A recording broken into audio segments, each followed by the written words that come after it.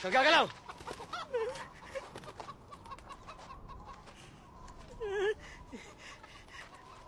Po. Huwag kang gagalaw. General, gusto niyo bang bumili ng manok? Huwag kang gagalaw.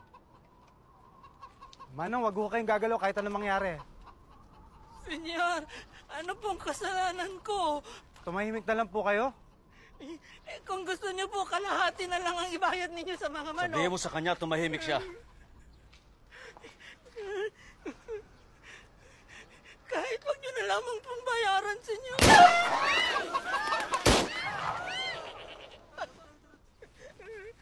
Yan ang gagawin ko sa mga traidor at hindi ako magdadalawang isip. Walang nakaangat sa batas, kahit na presidente. General, baka may makadinig. Eh di makinig sila.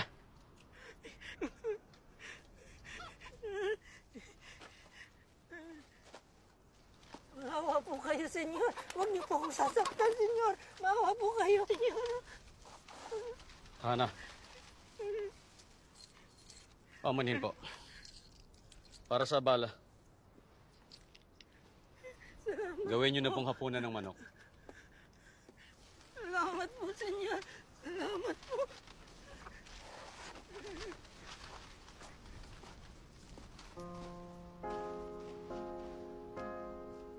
Ang tunay na anak ng kalayaan ay hindi pumapayag na magpagapos na parang aso sa mga dayuhan.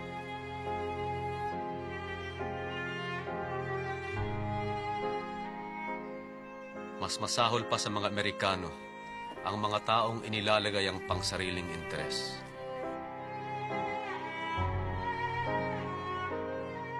Ang sumusumpa ng katapatan para lamang sa sariling rehiyon at tribo.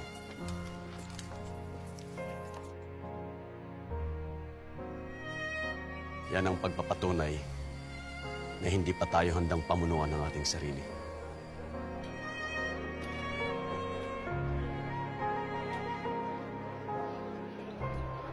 Espero que acabe ya esta puta guerra. Estoy de acuerdo. El tema, a mí no me importa que los americanos ganen la guerra o no. Con tal de que vaya bien para el negocio, ¿no? Exactamente. No, gracias. Mi prometido me ha invitado a París. ¿Sí? ¿Te vas a vivir allí? Sí. Después de la boda. Qué suerte tienes, todos se quieren marchar.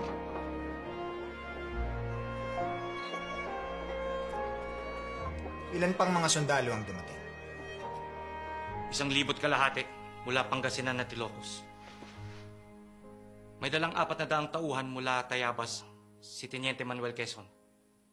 Sa inyo na sila lahat pupunta ngayong wala na si Bonifacio.